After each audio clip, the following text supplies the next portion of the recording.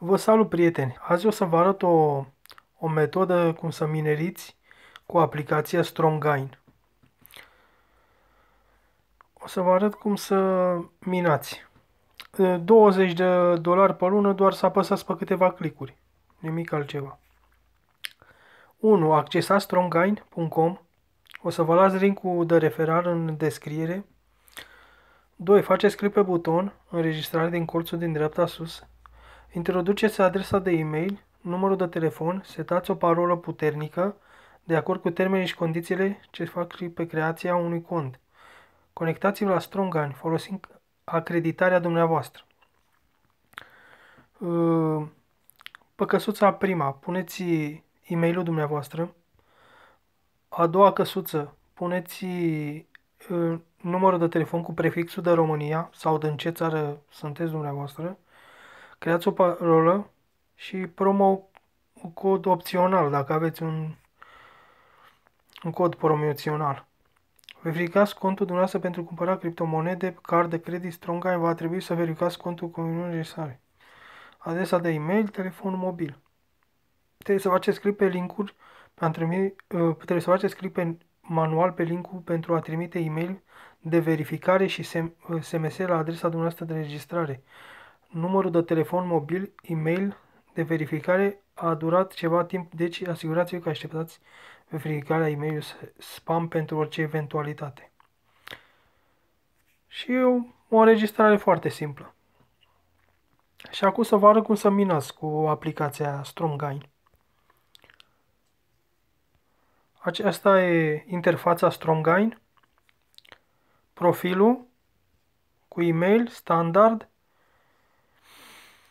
demo account, referral, aici aveți un mod de referral, ca în orice altă aplicație, la video edition nu știu ce înseamnă, și aveți o căsuță cu minerit free Bitcoin. Și aici am vrut să ajung la minerit de Bitcoin. Aceasta e interfața la minerat Bitcoin.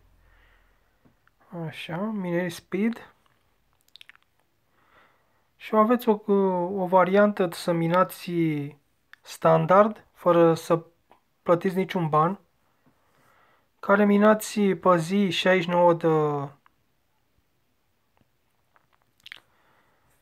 de cenți, pe weekend 4,80 de cenți și la 30 de zile 20,55 de cenți. 55 de cenți. $20 cum ar veni. Și nu trebuie să faceți nimic, decât să apăsați, o să vă apară unde se decodează proces, acum, o să apară o căsuță, să apăsați la fiecare 4 ore. Dați un click la fiecare 4 ore și primiți banii pe fiecare alea 4 ore.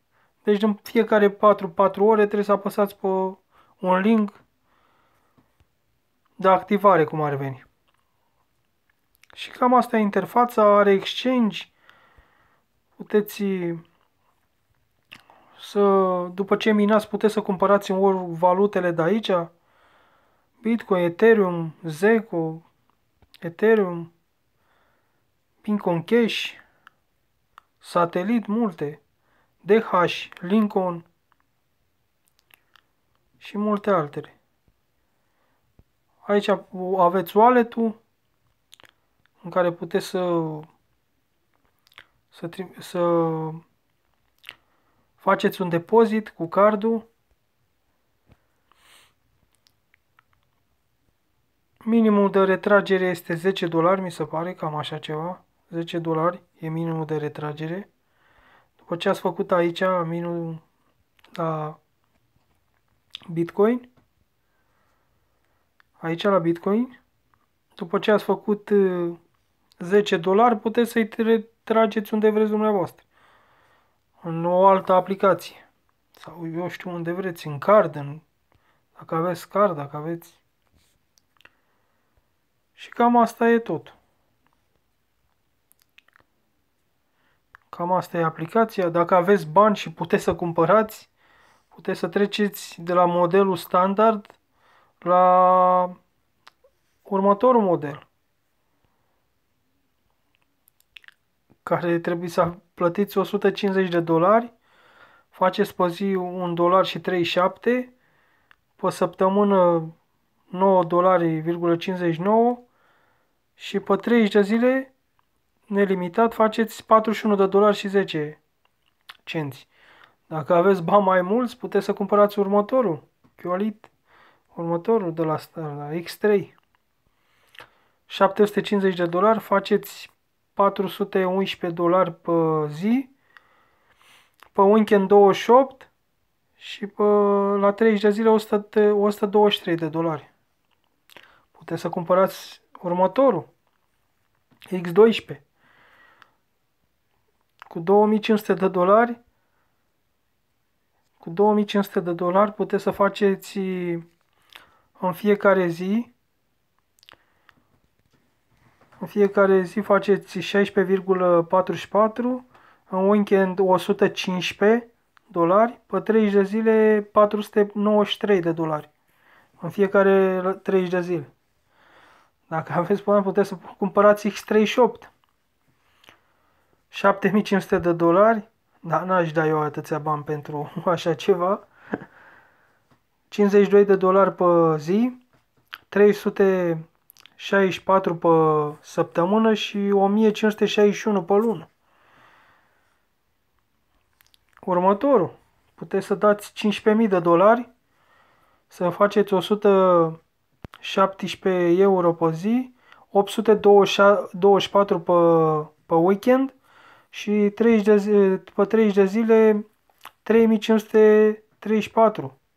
Și ultima variantă, coroana regală, X530, 75.000 de euro, pe zi faceți 726 de euro, pe weekend faceți 5.082 și la 30 de zile faceți 21.000, cred că așa scrie, 21.783. Și asta e ultima variantă. Dar acum fiecare care are bani. Eu n-am decât de standard. Eu mă mulțumesc și cu $20 pe lună. Dacă să apăs câteva 3 clicuri pe zi, e bine și atât. Acum, poate voi aveți bani și vreți să minați cu un alt mod. Nu știu. Dar nici nu vă sfătuiesc că nu știu despre ce e vorba. Nu știu cât de încredere puteți să aveți să băgați 75.000 de euro în o aplicație așa. Acum, rămâne la alegerea voastră, dar eu nu vă sfătuiesc. O să vă las linkul meu de referal în descriere. Așa puteți să vă înscrieți. Și să auzim de bine. Vă salut, o zi bună!